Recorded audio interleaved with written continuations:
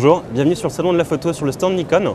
Je vais vous présenter aujourd'hui le Nikon One V2 qui cible plus, comme le ciblait son prédécesseur le Nikon One V1, des photographes amateurs plus avertis qui recherchent avant tout une qualité d'image mais dans toutes les conditions possibles et surtout qui cherchent aussi à avoir le contrôle de leur appareil, leur contrôle total pour pouvoir avoir accès à tous les réglages très facilement et le plus rapidement possible.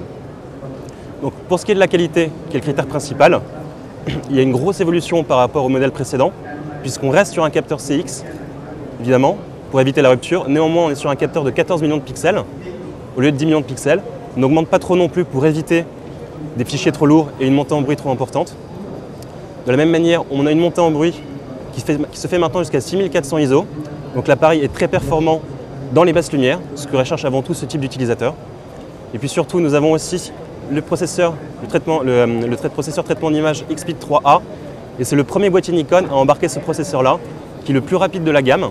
Donc on passe à un traitement de 850 millions de pixels par seconde, alors qu'avant on était à 600 millions de pixels par seconde. Et avec l'autofocus hybride par détection de phase et détection de contraste, on arrive en combiné à une prise de vue avec autofocus continu à 15 vues par seconde. Donc c'est le boîtier le plus rapide de la gamme Nikon One. Et en autofocus fixe, on est à 60 images par seconde. Mais bon, la qualité d'image et la technologie embarquée par l'appareil ne fait pas tout. Ce qui est intéressant aussi, c'est la patte du photographe. Donc pour cela, il faut que le photographe ait une relation de confiance avec son boîtier. Nous avons ici un boîtier qui est en alliage de magnésium, donc très robuste, très qualitatif. Nous avons aussi une poignée qui permet de viser très confortablement avec une très bonne préhension et de prendre des photos d'une seule main pour éviter les flux de bouger. Et nous avons aussi un écran 3 pouces, 921 000 points, très confortable pour pouvoir viser à bout de bras. Donc, après, on est conscient qu'effectivement, ce mode de visée ne convient pas à tout le monde. C'est pour ça que nous avons aussi un viseur électronique intégré, donc de 1 440 000 points, donc, et surtout une couverture 100%, qui est vraiment, à ce niveau-là, on est dans des caractéristiques de réflexe professionnel. Ensuite, au-delà de ça, en termes de performance, le Nikon One V2 n'est pas non plus en reste par rapport à son petit frère, parce que comme je vous l'ai dit, il embarque le nouveau processeur XPEED 3A, et donc les modes de vue innovants qui étaient instaurés avec la gamme précédente ont été améliorés.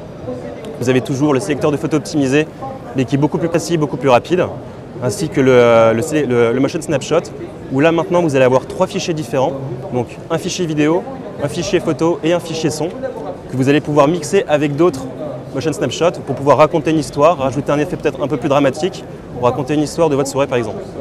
Et enfin, une nouveauté dans les modes de prise de vue, comparativement à la gamme précédente, c'est le mode Slow View qui va vous permettre de sélectionner, en tout cas de déclencher au moment voulu. Vous allez commencer à appuyer sur le déclencheur. L'appareil va enregistrer la scène au ralenti, donc le sujet sera déjà passé. Néanmoins, il reste au ralenti sur l'écran, donc sur un film de 6 secondes qui va répéter en boucle jusqu'à ce que vous déclenchiez au moment voulu.